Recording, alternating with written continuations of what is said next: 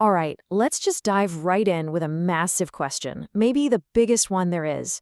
For a second, forget about your email, your to-do list, think bigger. Does the entire universe have a point? I mean, is it all actually heading somewhere, or is it just one big chaotic accident? And that huge cosmic question, well, it connects to something way more personal through this amazing quote from Nimrod Israeli. Prosperity grows where tension is held within structure. Just let that sink in. It suggests there's a kind of universal recipe for growth. And, it's probably not what you've been taught. I mean, think about it. Most of us spend our lives trying to find balance, right? To get rid of conflict, create harmony at work, at home, everywhere. But what if that whole chase is a mistake?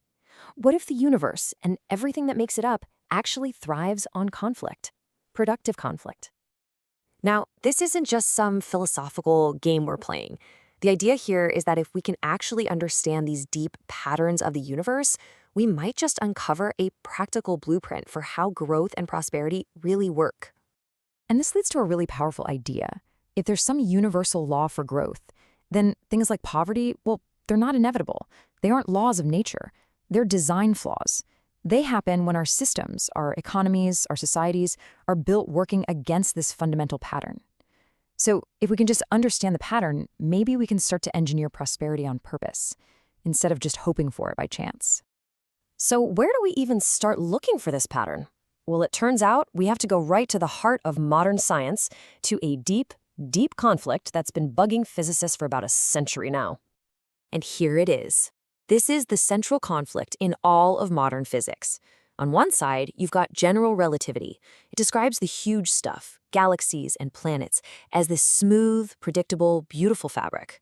But on the other side, you've got quantum mechanics, which sees the tiny world of particles as this bizarre, jumpy, probabilistic mess. Both theories work perfectly in their own domains. But here's the kicker. They describe two totally different realities that just do not fit together. The great Albert Einstein himself spent the last decades of his life obsessed with this.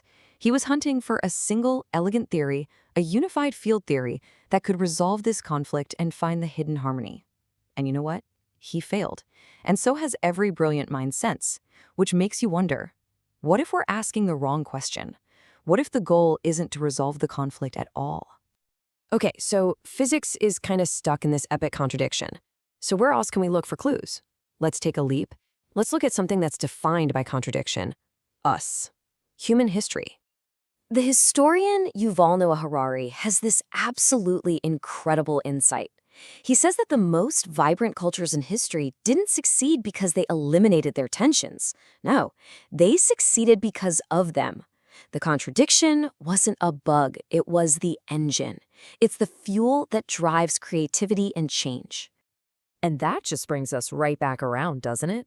If we, these products of the cosmos, are literally fueled by contradiction, why on earth would we expect the universe itself to be any different?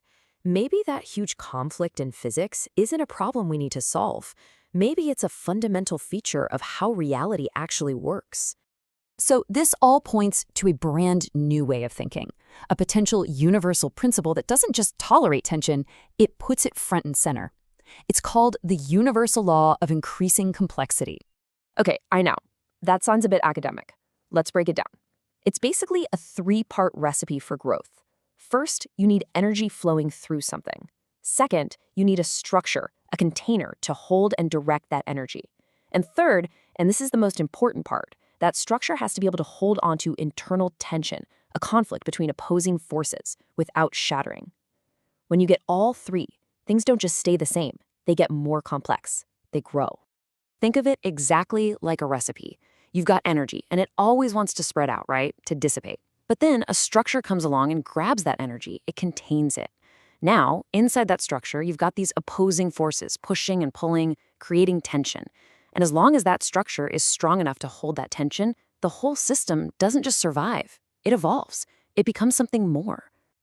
So that's a big claim, right? A universal law. Well, if that's true, we should be able to see this exact same pattern playing out at every single scale of reality. So let's do a quick tour, from the birth of stars all the way up to our own societies. You see, It's like each new layer of reality is built on the tension of the one below it. The tension in physics between gravity and fusion forges the elements you need for chemistry. The tension in chemistry creates the conditions you need for life. The tensions in biology give rise to culture, and the tensions in culture lead to complex institutions. It's the same fundamental pattern, just compounding complexity over and over again. And look at how this pattern shows up everywhere. A star only exists because of this epic battle between gravity trying to crush it and nuclear fusion trying to blow it apart. A single living cell has to maintain its own perfect internal order while being totally open to a chaotic environment.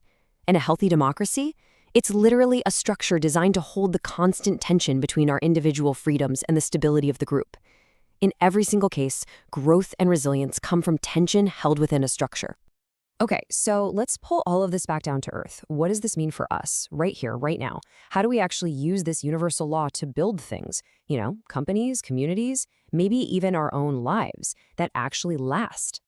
This is the big mind shift. The old goal we were all taught was harmony. Get rid of the conflict, find that perfect, stable, peaceful equilibrium. But that way just leads to stagnation. The real goal, the goal that leads to growth, is containment. It's about building structures strong enough to metabolize tension, to turn conflict from something destructive into something creative.